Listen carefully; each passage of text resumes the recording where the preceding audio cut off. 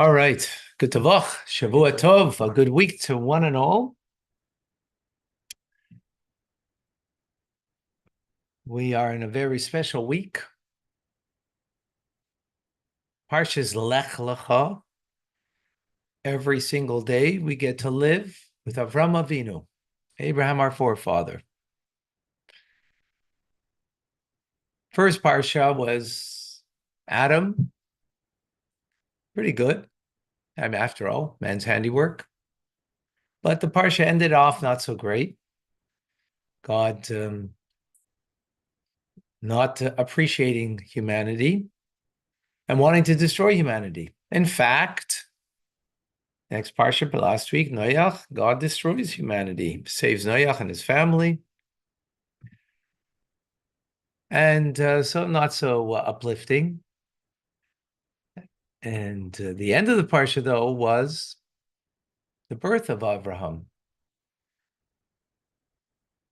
But this week, every single day, we live with Avram Avinu, with Sarah, and therefore it's a very happy week.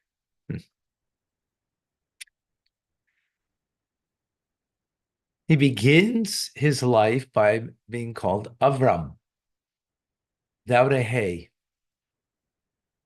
That's his birth name. At 99 years old, his name is changed. He's given a new name. Let's go into the Parsha.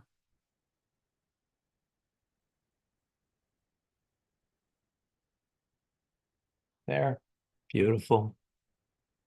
So far, so good, huh? Maybe it'll work this way. Okay.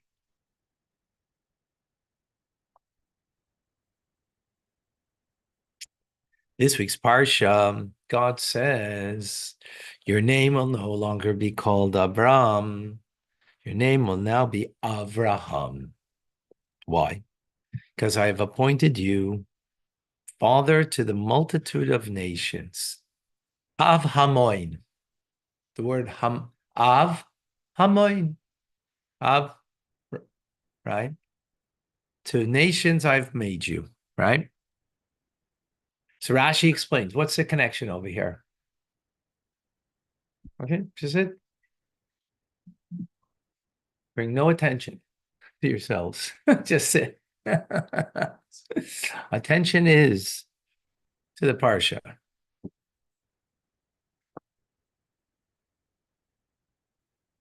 Right? So you see over here in Hebrew, Avram. Now it's to Avraham. Av Hamoin. Okay. See that in the word? Now, the obvious question is what? What does it mean? Well, we just the verse says. Or why? The verse says what it means. Many nations. Right. Av means father. Right. Here's Avram. He's a father of Hamoin, which means many nations, right? Of many. So what's the question, though? Why? I'm not certain that that's a question, because he becomes the father of many nations. That's a fact, right? At what point does that happen? I don't know if that's a question. You'll learn, then you'll find out, right? That's not a question. Why does he merit to be such? Well, that's also probably not a question. It's Avraham we're talking about. Good try, everybody. But go a little more simple. What's the Reish doing now in the name? If the name is Av Hamoin, so the Reish doesn't seem to fit in, right? One second. Rashi. Let's look at Rashi. Because I have appointed you a father, a multitude of nations. That's what that's what Rashi is referring to in the verse. Avram is an acrostic of Av Hamoin Goim, meaning a father, multitude of nations. Right? Clear? The letter Reish, what's it doing there? So Rashi addresses it because it doesn't fit with the acrostic. right? But the acrostic, it doesn't fit. Correctement? Right? Which was in the original name, the Reish. Connoted that he was a father only of a nation of Aram, his native land. He came from Aram, Mesopotamia, Iraq. That's where he came from. At the end of last week's Parsha, that's where he went, to Aram. And from there, this week's Torah portion, God says, Lech lecha, go from there, leave from there and go to the land that I will show you, to the land Canaan. Okay? So the letter Resh was in the original name, connoting that he's a father of the nation of Aram, his native land, though he was now father of the entire world. This letter did not move from its place. So Rashi says the letter didn't move from its place, right? Avram is there. Now we can look at the word Avram.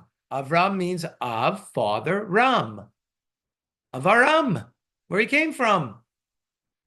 He was the father of the nation, right? Meaning he didn't father the nation. We'll get into that in a moment, okay?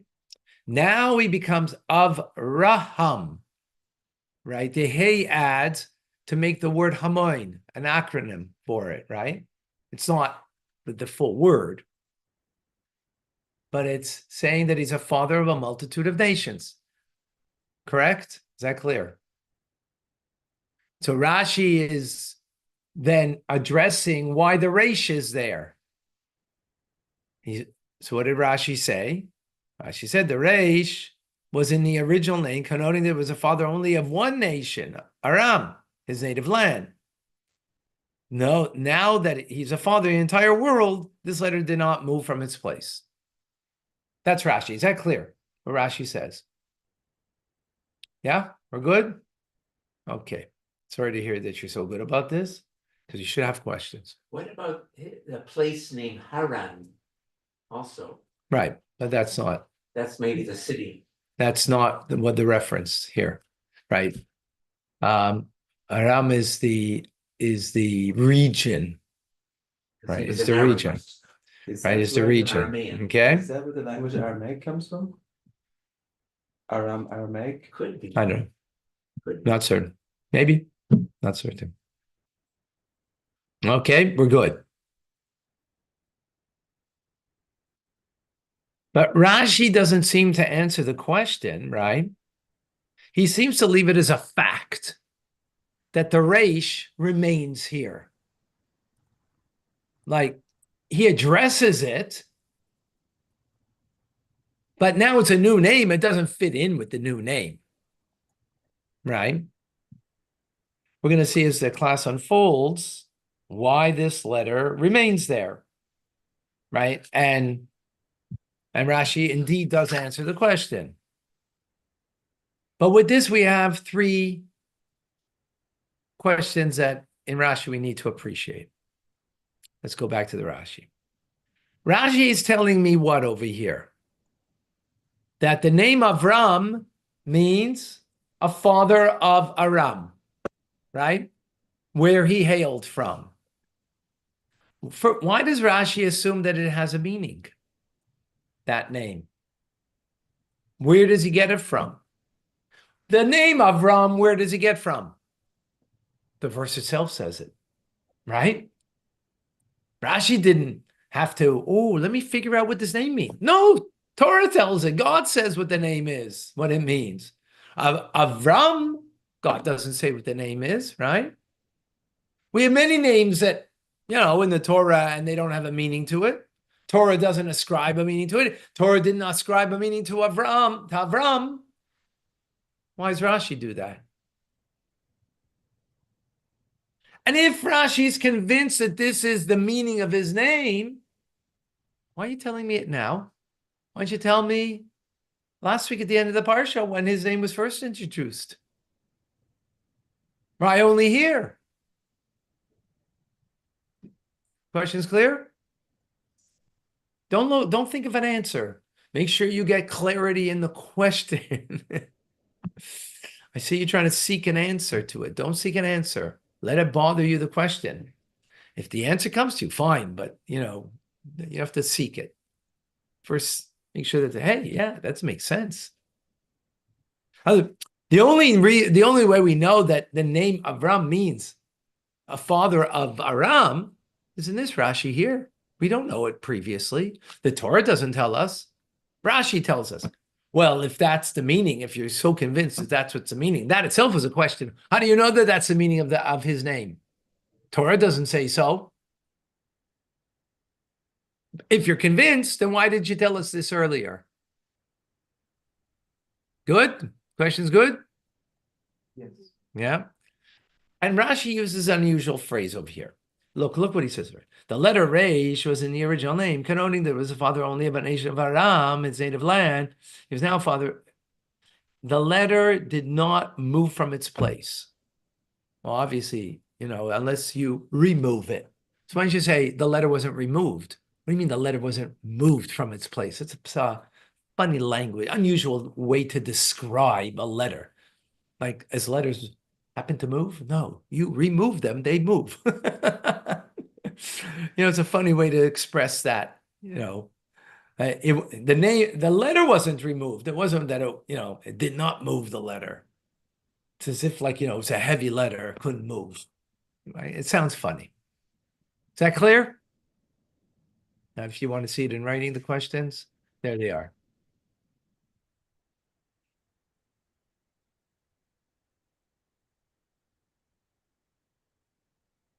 Okay. We're good. If you understand the questions, you're not good. You're great. Don't thank me.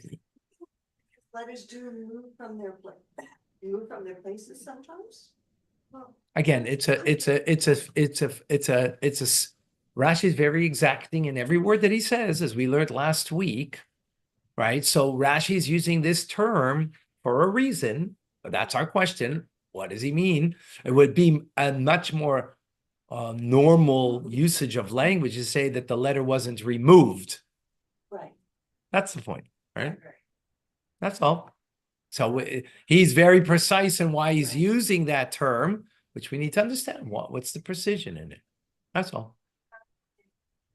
That phrasing of this question and the parsha being lech lecha, which is go away from your place, seems to have some. I don't know. I'm interested to see what. Okay.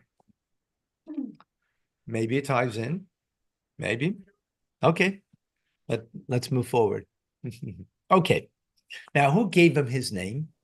His father, right? Terach, right? Terach.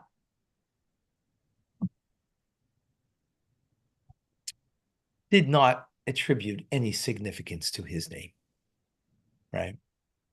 He had no idea that Avram is an acronym for Av, Aram, father of Aram, right? He didn't know this, that he would be the spiritual provider for this region, for this, I don't know if it's a country, it's a region, right, where he was born. He gave it to him simply. He liked the name, I guess, right? But it turns out it has very deep meaning, right? Now, this is a fact that is quite common. As Reb Chaim Vital tells us from the Arizal, when a child is born, his parents choose a name. The name choice is not random. God places the name that belongs to their child's soul in the parent's mind. This is true of every Jewish soul, no doubt. Perhaps beyond, I don't know, but for sure of a Jewish soul. That parents give a name, and that name is a spiritual power of the name. That name is a spiritual power that binds body and soul together. They don't understand that. They don't get it. They don't understand the significance of it, right? Rabbi, it's not always random. Like, in most cases, we're named after a deceased grandparent, for example. The meaning of the name, not the giving of the name. The giving of the name is you're right. It's choice by a parent, like you said, from usually named after someone. Exactly, right? But the fact that there is a meaning to that name that is connected to that person, that's random in the minds of most parents, right? The meaning of the name, not the fact they're named after someone, right? There's a difference between that. Okay.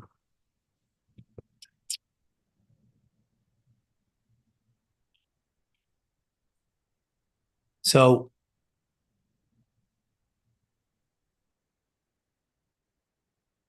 Torah doesn't introduce his name as meaning something.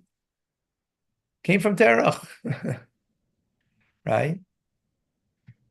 So we can assume that it didn't have any specific name meaning to it, right? And that's why Rashi doesn't explain earlier the meaning of it. Because we have no indication. When Torah tells us there's a meaning behind it, fine.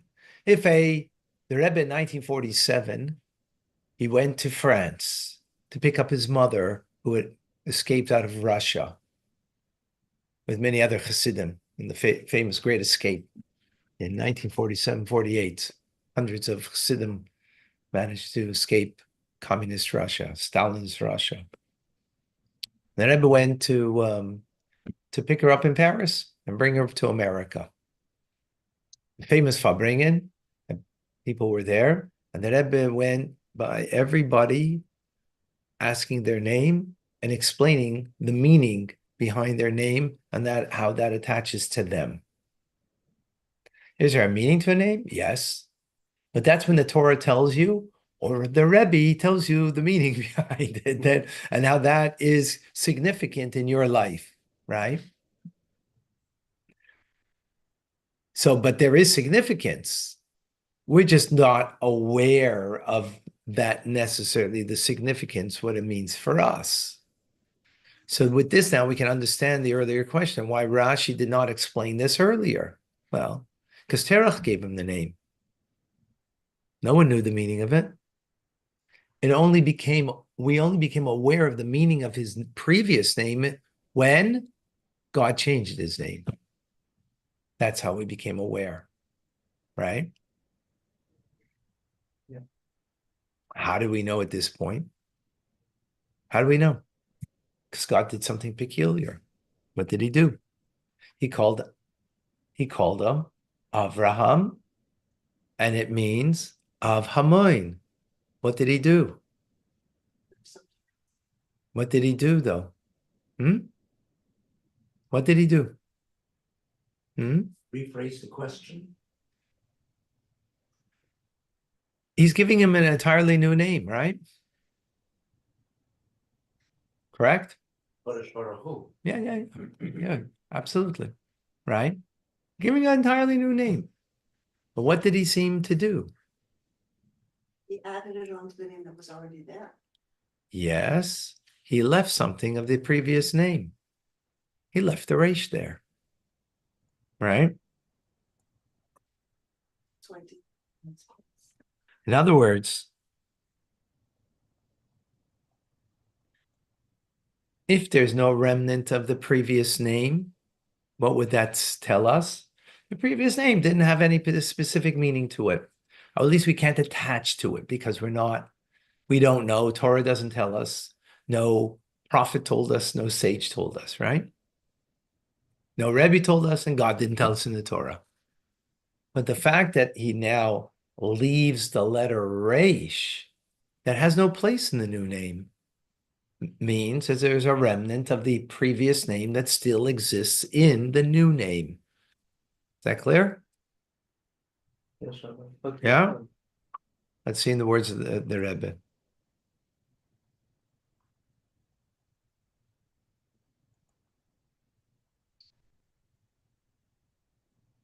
This Rashi means when he writes the letter Resh, which was the original name, connoted that he was a father only of the nation of Aram, his native land. With these words, Rashi informs us that there is a problem. The letter Resh does not belong in the Abraham acrostic.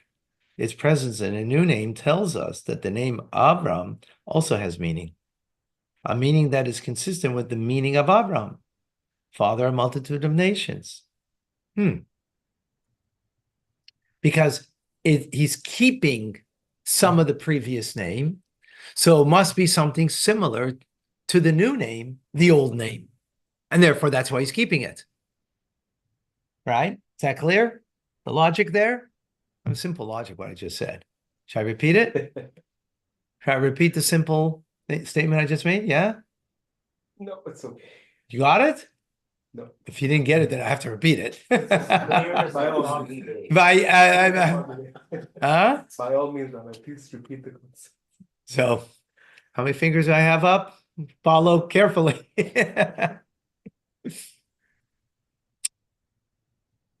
By keeping something, a remnant of the previous name, means there's meaning to the previous name that's connected with the current new name. So they have to have some commonality, right? That's the point. So the key in the commonality is, right, the fact that the resh is there from the old name. So there must be something in the previous name that's similar to this name. Well, Av, father, father. So in both names has father, right? The question now, father of what? Oh, Ram, Aram. The aleph in front of it is like without, it's just a vowel, really. It's not a, it could be without a letter.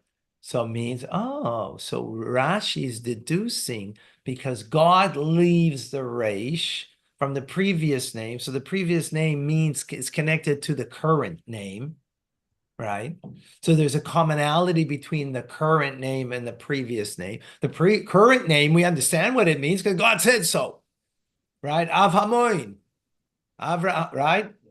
Adding a resh to it, meaning from the previous name. So what does it mean, the previous name? How is it concurrent with the new name? Well, he's also a father. He's a father of only Avaram, right? That's what he's originally, right? That's what the point is. And now the new name is really an expansion of the old name. It's not entirely a new name. It's an expansion of the previous name. Is that clear? Which is very simple. Before, what was he? Father of only one nation. Now he's a father of a multitude of nations. Oh, that makes sense. Why, right? That makes sense now. And there have his words. Rashi goes on to explain the meaning of Ram. He was only a father of Ram, and thus did not move from its place. Right? But this Rashi informs us the letter Reish of the original name means that he was a father of Avraham, and his kinship to Avraham remained in place after the name change. In other words, the new name, father of all nations, does not exclude fatherhood of Avraham. It includes Avraham and expands on it to include all nations.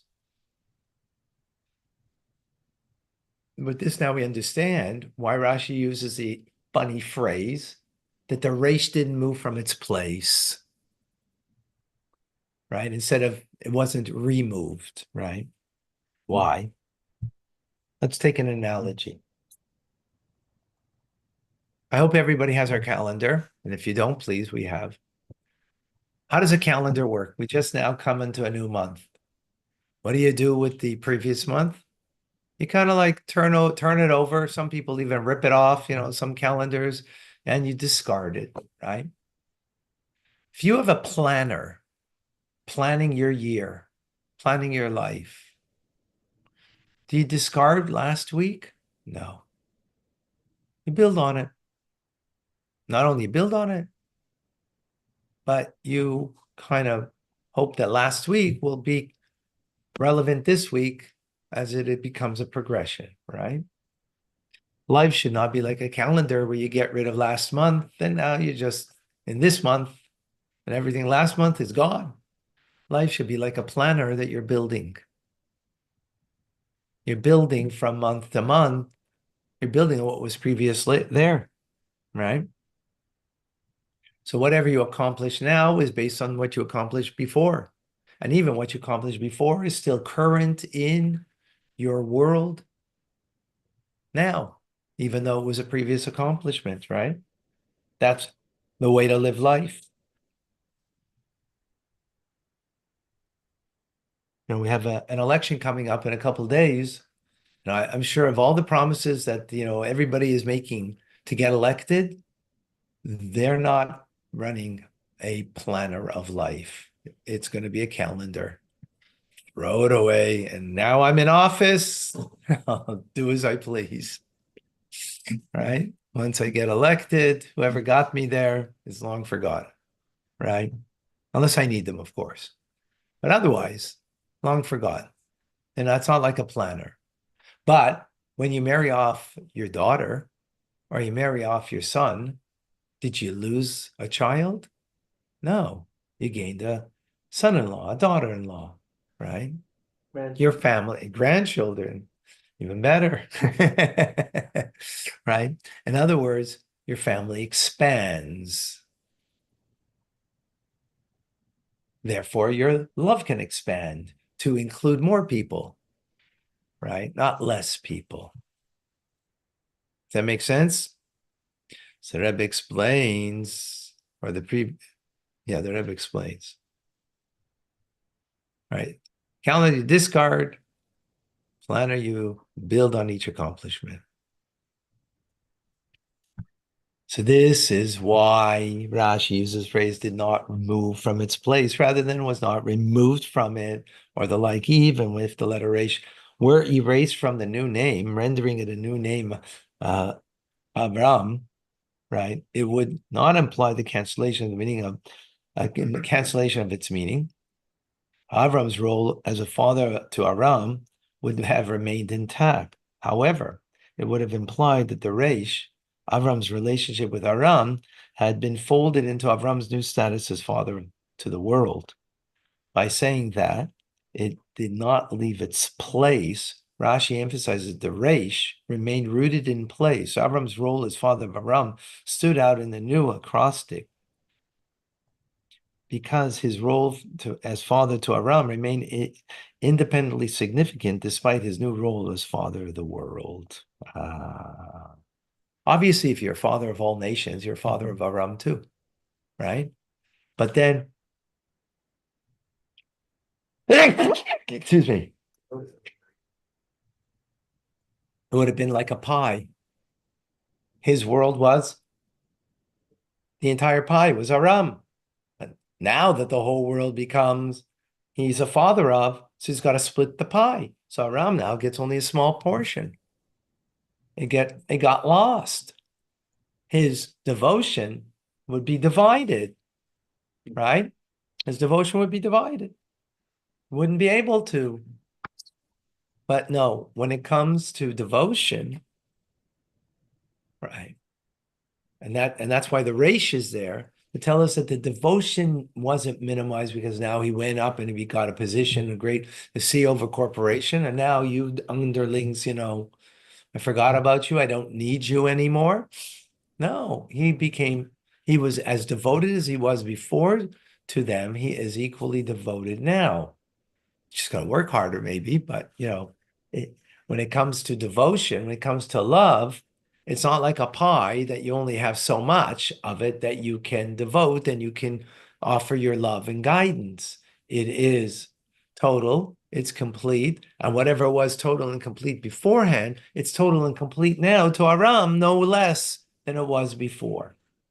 Just because now he's got many more adherents, many more nations, many more people to take care of.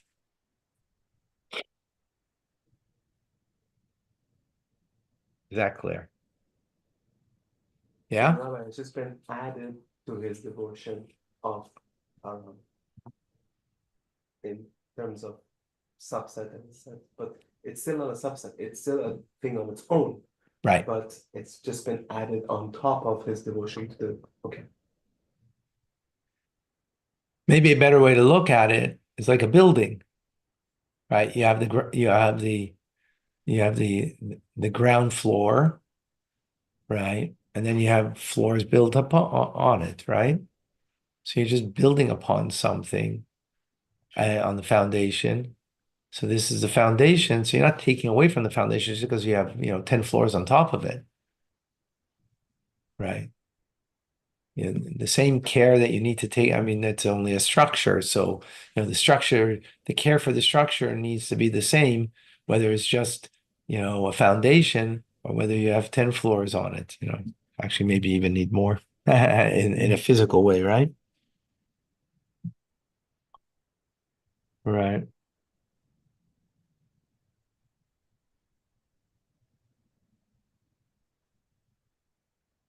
So we've answered all our questions now. Let's go back for a moment so we can look at the Rashi.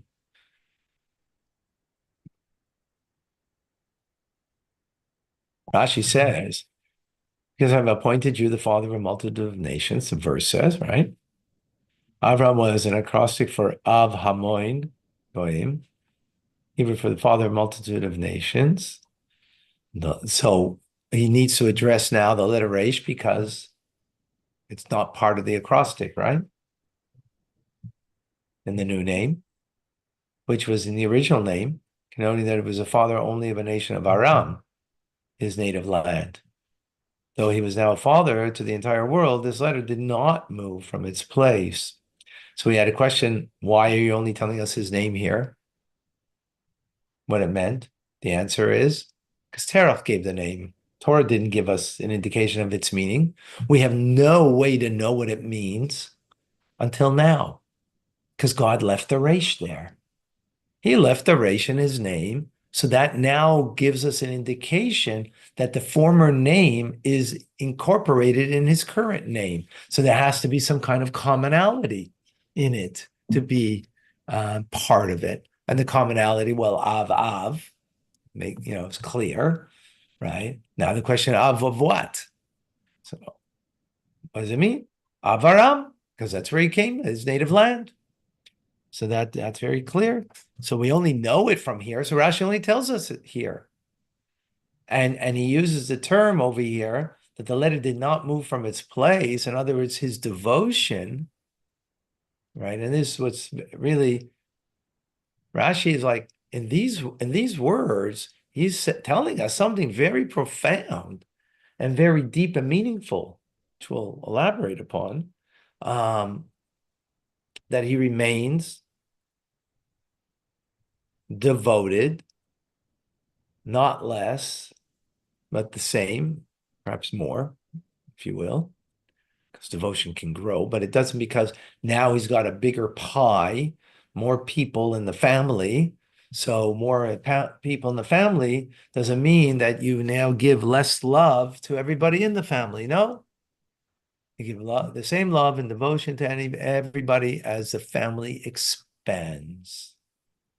And that's what this is telling us, that the family of nations expanded. It didn't take away from those that he originally was their spiritual father.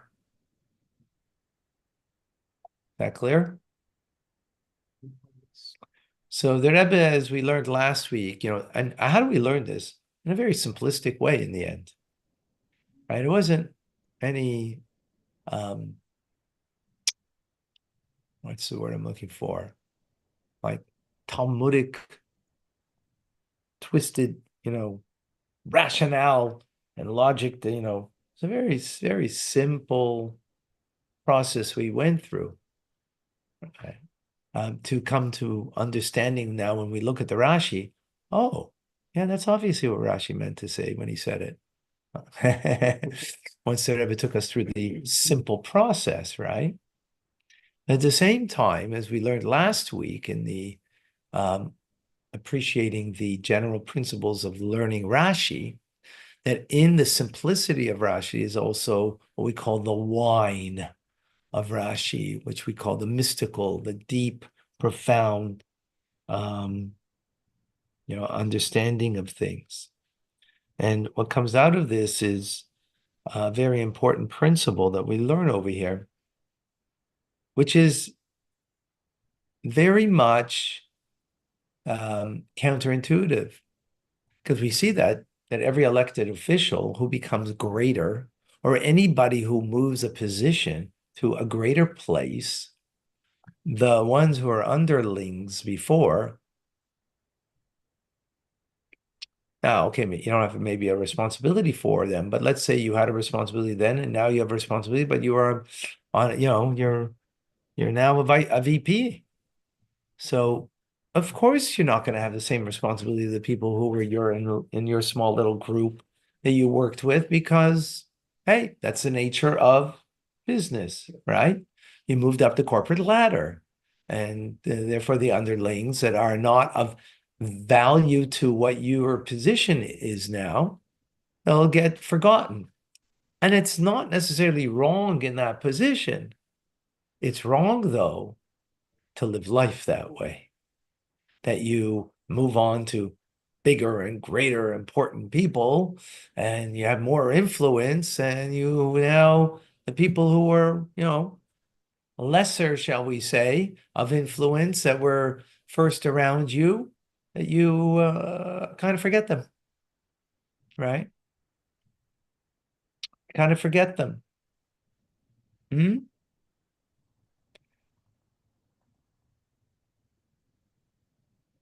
Which is a natural human, intuitive thing that we would do.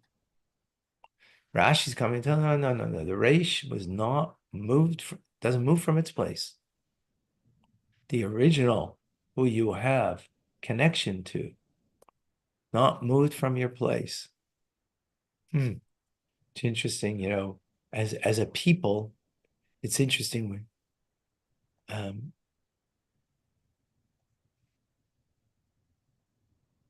we always mention going out of Egypt. Well, we always mention going out of Egypt. In Kiddush, you mention it, the holidays, you mention it. Shabbat, Yeah, I was mentioning, Zeicher Yitzias Mitzrayim, remembering to go out of Egypt. And that's your beginning. The beginning is that we went out of Egypt. So where your roots are in your beginning, don't forget. Don't forget. So, and this is what's saying over here. His roots, where he began as a spiritual father, where he, as it says that he, in the parsha today, it said that nefesh asher asu b'charan. Haran, by the way, is in Aram, right? Aram is the area. Haran, right? So the souls that he made in Haran, Aram, right? In other words, the original people that he brought closer to God. Remember, the whole world was pagan, and he brought these people closer to God. Those people, right? The original. So now, you're moving on to bigger and better things, more people, more nations influence and to inspire. But the name is telling us it didn't mean that he forgot, left them, made them less significant. He was still, totally devoted to them, right? And responsible to them as he was previously. He didn't cut the pie now that the pie was the same size, right? And now, before you had the whole pie, now we got to share it. He didn't share. He, as we should said, when it comes to responsibility, when it comes to devotion, when it comes to love, it's not like a pie, right? It just expands. Like as his name expanded, so did his responsibility and his devotion and his love expanded, and therefore just included more. In the same way, right, these were the foundational people, and now he's building. Like he never forgot them.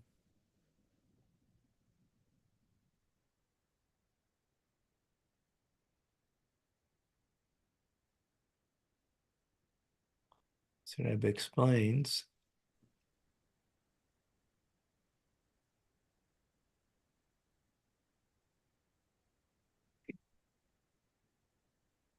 Our primary responsibility in life is to make ourselves spiritually whole. This can be divided into three general tiers. We must do our best in each. 3 tiers are, first, we have to do the best that we can be in terms of our character and behavior. The second is in our relationship with our community to assist everyone.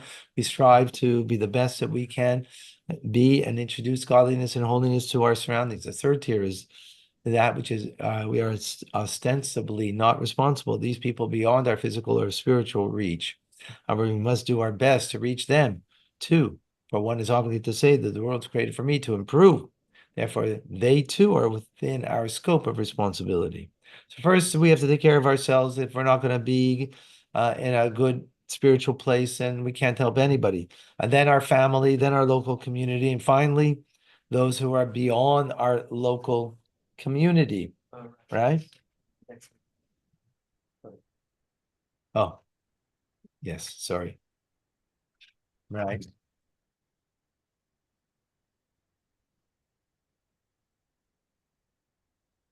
But this is what we must always do. When it comes even to tzedakah, we have this. I'm sure we're all familiar with the Rambam's pyramid of tzedakah, right? He says a poor person and family comes first. Poor people of the household receive priority over poor people of the city. Poor people of the city receive priority over poor people of another cities. This is inferred from the order of the passage to your brother, to your poor person, the needy one in your land. So there's a responsibility pyramid that is important. In 1974, the city of Haifa invited Rabbi Shalom Massas to become the chief rabbi of its city. At the time, he was the chief rabbi of Morocco in 1974. They wanted him to make Aliyah. The Rebbe discouraged him. And he said, your primary responsibility is your community. As the Rebbe wrote to him, I was surprised to hear that your honor was advised to consider relocating to a different country. I am certain that the suggestion is impractical, considering the multitudes, not only in your city, it's itself a thriving community, but also in its environs, in the country at large, in neighboring countries. We require your honors, mentorship. They require your halachic guidance and your inspiration, the love and fear of God. Nevertheless, I permit myself to write about this in confidence that you will certainly continue to lead your sacred congregation and the country in which you reside. May you continue to in your seat of rabbinic governance for many years, and may you experience the joy of witnessing the efficacy of your work. If our sages blessed memory taught, let me just finish taught, the poor people of your city come first, right? As we just mentioned for the Rambam, it is certainly true that the poor people of the entire country come first. For one such as yourself, elaboration is quite superfluous. I am certain that you are of similar mind in accordance with the well-known saying, do not abandon your place. May you continue to strengthen Torah study and the observance in Morocco and the environs, and may you merit the entire community stand by you. So here, imagine, to go to Israel, Holy Land, be a rabbi there. Wow. This is your people. This is who you're responsible for. You need to be there for them. You can climb up the corporate ladder better somewhere else. Avram Avinu taught us also. God tells us otherwise. Because in the name of a person, it tells us about what that person needs to do in their life. Right? So although we must exert influence in the entire world, our local community is the most important. And if you have a local community that you're responsible for, you need to be there for them. And first and foremost, of course. Yes, Helen. So the rabbi made a lateral move. He went from tzedakah, I mean, how you presented it. It was, you will care for the poor. The word poor was repeated. So I guess my first impression was that it was monetary. No, that was That was halachas and Rambam about giving tzedakah. That was in the Rambam's laws of tzedakah. How was No, it he's allowed to spiritually? That's so what the was Talmud. taught. So the Talmud. Okay, excellent question. Yeah. Excellent question. So the Talmud tells us there's only one type of poorness. And what's that? Spiritual. In the mind. It's spiritual. That's the only kind of poorness is.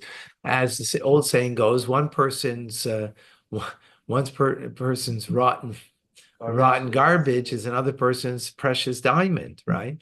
So one person hates herring, another person loves herring, right? Some people, herring, oily, it's great, it's fishy, it tastes fishy.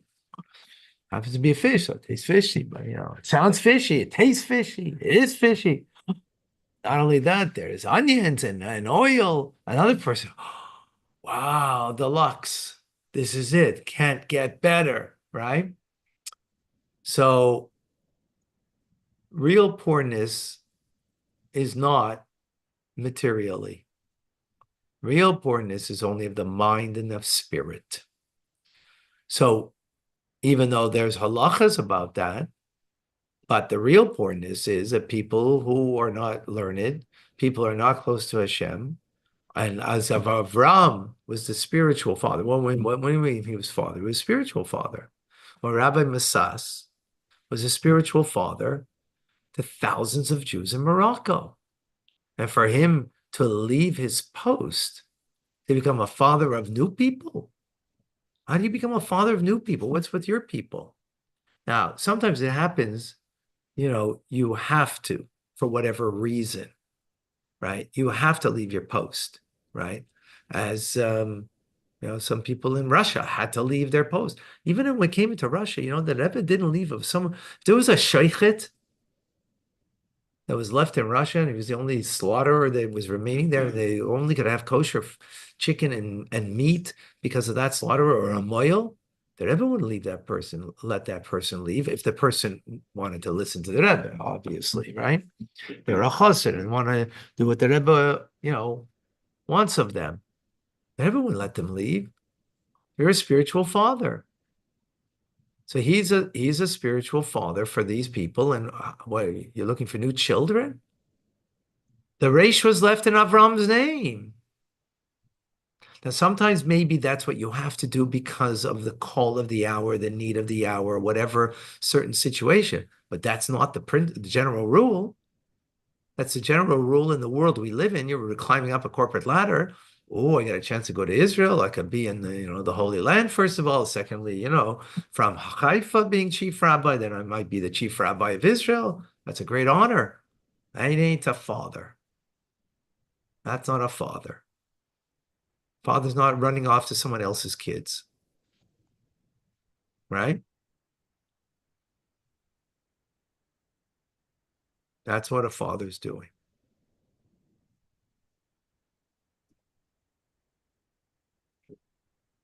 So, make sense?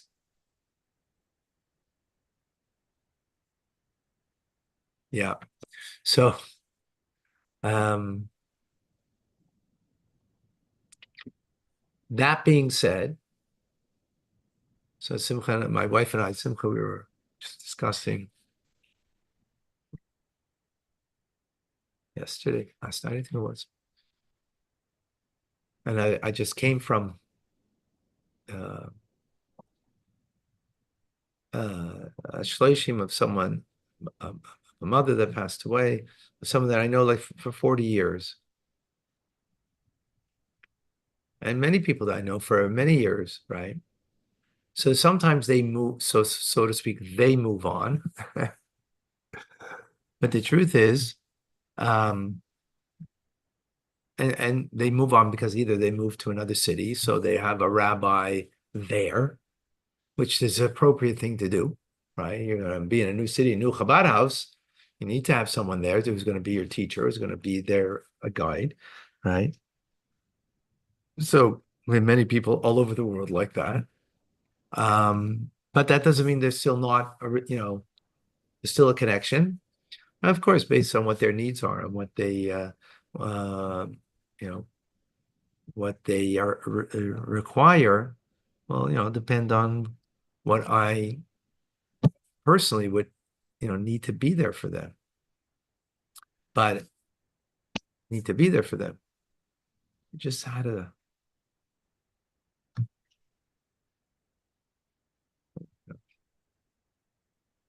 might come to me. Just had something exactly that question.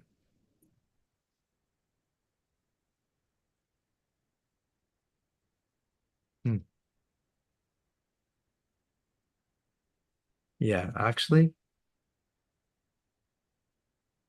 I have someone who became religious from Chabad here with us, lives in Israel now. Just called me that his brother, who we spoke the Erev Shabbos, passed away on Shabbos, healthy. Didn't matter that he was completely healthy, and reached out to me, and I realized I made a call to figure out some issues and whatever.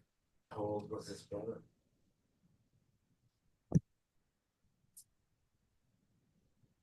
Young, 60. Just suddenly a healthy person. Yeah. Anyway, the point being there is that this person is from over 30 years ago, and has been living in Israel for, a dozen years or more. Still connected. And got to do everything, even though, I'm not connected with him on a daily, weekly basis. It doesn't matter. Still one of the children. Clear? Any questions? Any comments? Any thoughts? All right, Michael, go to sleep. It's late. All right, folks. He's tired. Middle of the night. Is it in I will German? make coffee. We have TLC. Oh, yes. All right, folks.